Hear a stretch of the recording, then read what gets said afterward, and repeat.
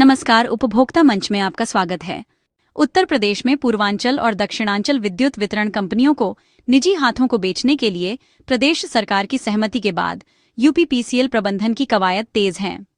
खास बात यह है कि निजीकरण के इस सौदे को लेकर संबंधित जुड़ा हर पक्ष इसे गोल्डन अवसर मान रहा है। यहां तक कि निजीकरण पर यूपी एनर्जी टास्क फोर्स का मुहर लग जाने के बाद भी मुख्यमंत्री योगी की टीम के द्वारा निजीकरण के बाद की लाभ हानि की परिस्थितियों का बहुत ही बारीकी से आकलन किया जा रहा है। कहते हैं विद्युत विभाग का ये सौदा प्रदेश सरकार के लिए सांप छछूंदर की स्थिति बनी हुई है। जानकारों के मुताबिक सरकार के इसी असमंजस के चलते नियामक आयोग विद्युत प्रबंधन के निजीकरण के प्रस्ताव पर अंतिम फैसला नहीं ले पा रहा है। कुछ नेताओं की यह बयानबाजी कि उनकी आपत्ति के चलते नियामक आयोग द्वारा प्रबंधन के निजीकरण के प्रस्ताव को लौटाया गया है, ये सही नहीं है। अभी पिछले दिनों नियामक आयोग के चेयरमैन अरविंद कुमार के द्वारा वाराणसी में दौरे के समय बड़े ही साफ तौर पर कहा गया था कि निजीकरण का फैसला करना सरकार के अधिकार क्षेत्र में है, उसमें नियामक आयोग कुछ भी करने की स्थिति में नहीं है। इस बीच उच्च न्यायालय के द्वारा निजीकरण को लेकर दाखिल एक याचिका को निरस्त कर दिया गया है। दरअसल केंद्र सरकार के दबाव में विद्युत मंत्री ए.के. शर्मा के द्वारा चेयरमैन आशीष कुमार गोयल के साथ मिलकर निजीकरण के फैसले को लागू करवाने के लिए सारी हिकमतें लगाई जा रही हैं।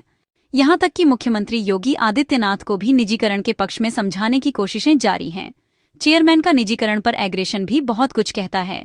लगातार पावर से जुड़ी प्राइवेट कंपनियों के साथ चेयरमैन के द्वारा लगातार संपर्क रखने की स्थिति से सभी वाकिफ हैं।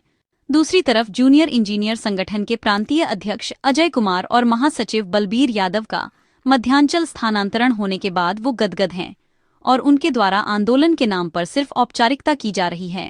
संघर्ष समिति के संयोजक शैलेंद्र दुबे ध्यानाकर्षण विद्युत पंचायत और 2 से 5 के कार्य बहिष्कार से आगे बढ़ने को तैयार नहीं है। आंदोलन को आंदोलन कहने का खौफ अधिकारियों और कर्मचारियों को अंधेरे में धकेल रहा है।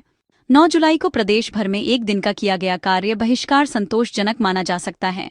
जानकारी के मुताबिक 60 से 70% लोगों के द्वारा कार्य बहिष्कार किया गया, जिससे ये साबित होता है कि अभी भी लोगों में संघर्ष करने का दम खम शेष है। संघर्ष समिति का बार बार यह कहना उनके डर को दिखाता है कि वह उपभोक्ताओं को किसी भी तरह की दिक्कत नहीं होने देंगे। आंदोलन होने की स्थिति में उपभोक्ताओं को होने वाली समस्याओं को रोका नहीं जा सकता, किंतु यह भी सच है कि मरता क्या नहीं करता।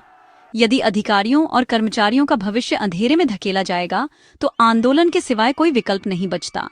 अनिश्चितकालीन कार्य बहिष्कार कहा जाए या अनिश्चितकालीन आंदोलन, दोनों में कोई फर्क नहीं है और जेल भरो आंदोलन की स्थितियां इसी के बाद बनती है।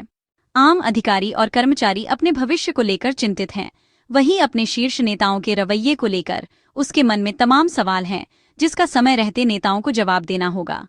उपभोक्ता मंच के लिए कमलेश कुमार राय की रिपोर्ट।